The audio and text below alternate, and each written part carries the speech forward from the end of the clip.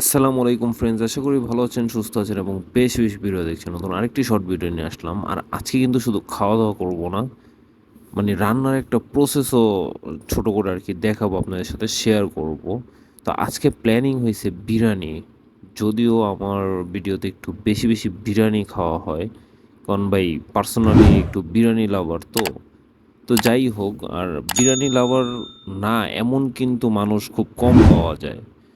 যদিও পুরান ঢাকা বলেন, নতুন ঢাকা, গ্রাম অঞ্চল সব জায়গায় কিন্তু বিরিয়ানি জিনিসটা খুব মানে আকর্ষণ একটা ব্যাপার। মানে মাংস আছে মানে বিরিয়ানি রান্না হবেই।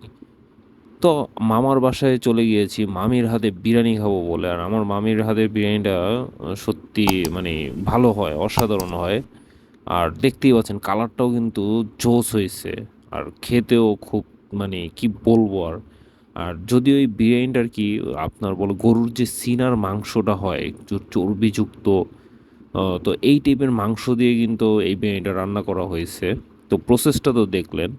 আর সবার প্রথমে কিন্তু আমি নিয়ে নিলাম ভাই, বিরিয়ানি সামনে থাকলে তো আমার মাথায় এমনিও ঠিক থাকে না, তার উপর যদি এত সুন্দর ঘ্রাণ আর এত সুন্দর কালার হয় তাহলে তো কোনো কথাই নাই।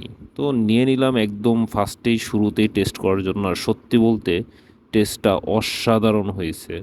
আর চর্বিযুক্ত মাংসগুলো তো যখন মুখে পড়ে, উফ! আবার ছিমি দেওয়া শসা দিয়ে, উফ, অসাম।